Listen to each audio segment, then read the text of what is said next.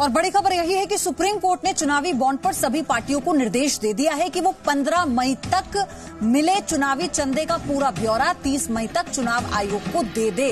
सीलबंद लिफाफे में पूरी डिटेल चुनाव आयोग को 15 मई तक सभी राजनीतिक पार्टियों को देनी होगी। आज सुप्रीम कोर्ट ने इस पर फैसला कर लिया है। आपको बता दें, एक याचिका के जरिए सुप्रीम कोर्ट ने इस पर यह फैसला सुनाया है, जिसमें सुप्रीम कोर्ट ने सभी राजनीतिक पार्टियों को, हालांकि इसमें कोई डेडलाइन नहीं रखी गई है, आपको ये बात हम स्पष्ट कर दें, जितना भी चंदा है उसकी पूरी डिटेलिंग चुनाव आयोग को लेकिन 15 मई तक सभी राजनीतिक पार्टियों को सौंपनी होगी। ये अपने फैसले में सुप्रीम कोर्ट ने राजनीतिक पार्टियों से कहा है। तो ये एक इस वक्त की बड़ी खबर, यानी इलेक्शन ब्रेकिंग आपको बता रहे हैं। 15 मई तक मिले चुनावी चंदे की पूरी जानकारी सुप्रीम कोर्ट ने कहा है कि चुनाव आयोग को हर एक राजनीतिक पार्टी को देनी होगी, लेकिन इसमें कोई डेडलाइन नहीं है, यानी कि चंदा जितना भी है उसके बारे में जानकारी आप साझा कर दें।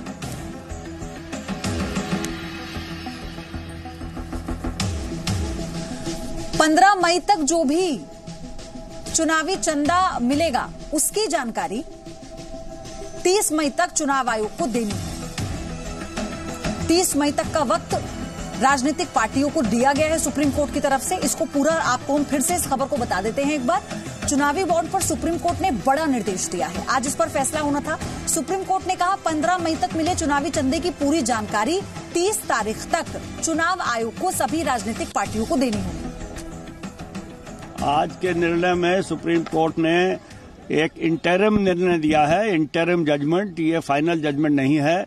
इसमें उन्होंने ये कहा है कि हर पॉलिटिकल पार्टी जिसको इलेक्टोरल बॉन्ड के थ्रू डोनेशन मिला है, उनको जिन्होंने वो दिया है डोनर के पर्टिकुलर्स, उनको इलेक्शन कमीशन को एक सील्ड बंद लिफाफे में देने होंगे।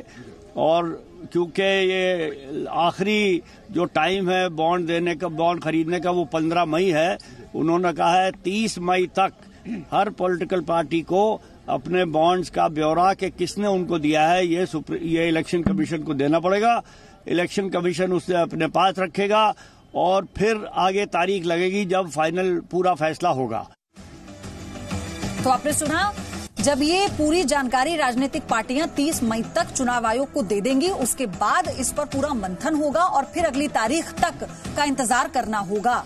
तो फिलहाल ये जानकारी आपको हम सिलसिलेवार तरीके से बता रहे हैं। इस याचिका पर सुप्रीम कोर्ट ने आज सुनवाई की, जिसमें चुनावी बॉन्ड को लेकर ये कहा गया था कि जो भी चंदा है वो कैसे राजनीतिक पार्टियों के पास तक आता है उसकी जानकारी साझा की जाए। बहरहाल महेश गुप्ता मेरे सहयोगी हमारे साथ जुड़ चुके हैं। महेश, इस पूरी डिटेल को दर्शकों तक और बारीकी से समझाएं।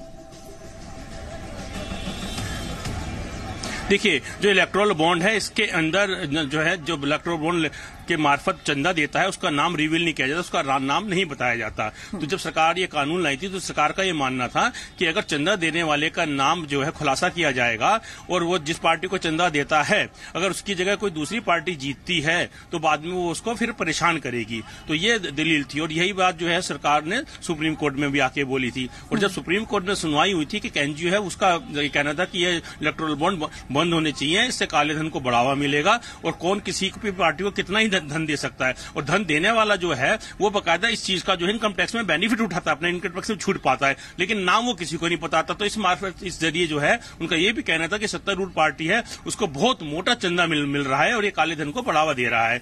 तो लेकिन सुप्रीम कोर्ट में जब सुनवाई शुरू हुई थी तो चुनाव आयोग ने पहले जो है इसका विरोध किया था कि नहीं, इलेक्टोरल बॉन्ड नहीं होना चाहिए, लेकिन बाद में चुनाव आयोग ने यू टर्न लिया और कहा कि सरकार की स्कीम ठीक है, क्योंकि अगर इससे किसी का नाम पता चलेगा दूसरी पार्टी को और दूसरी पार्टी अगर जिसको चंदा नहीं दिया है इस फला किसी आदमी ने, और उसको पता चला कि इस आदमी ने दूसरी पार्टी को चंदा दिया था, वो अगर जीत जाती है तो उस पार्टी उसको आदमी को परेशान करेंगे। तो लेकिन इसमें मांग की गई थी कि सुप्रीम कोर्ट में अभी इस पर काफी लंबी सुनवाई होनी है, तो अंतिम फैसला आने में तो समय लगेगा, लेकिन क्योंकि चुनाव शुरू हो चुका है और एक पार्टी विशेष बहुत मोटा चंदा जो है जोड़ती जा रही है, तो सुप्रीम कोर्ट इस पर जो है अंतिम फैसला आने तक स्टे करे, रोक लगाए।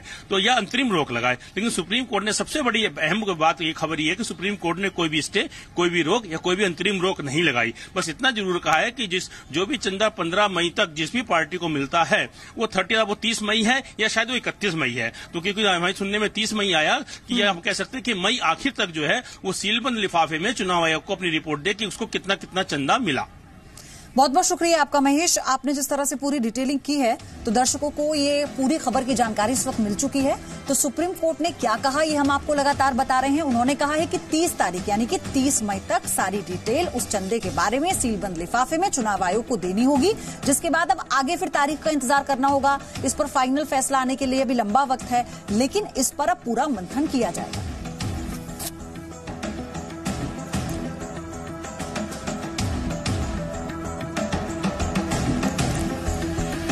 तो चुनावों के चंदे में सुधार के लिए है ये बॉन्ड योजना, और इसी को लेकर सरकार ने कोर्ट में अपना पक्ष भी रखा था। लेकिन इस पर अब कोर्ट ने जो अपना फैसला दिया है वो ये है कि अब जो राजनीतिक पार्टियां हैं 15 मई तक जो चंदा आएगा, यानी कि जितना भी पैसा राजनीतिक पार्टियों के पास आएगा चंदे के तौर पर, किसने दिया है, कहां से आया है, ये सारी डिटेलिंग वो चुनाव आयोग में सबमिट कराएं। और उसकी जो तारीख है वो 30 तारीख दी गई है। अब उसके बाद फिर उस पर मंथन होगा। आगे इस पर अब जब सुनवाई होगी तो देखना होगा कि क्या फैसला आता है। लेकिन फिलहाल अभी इस चीज को क्लियर कर दिया गया है। और एक और इसमें चीज ये है कि कोई भी डेडलाइन नहीं है, कोई भी लिमिटेशन नहीं है चंदे की।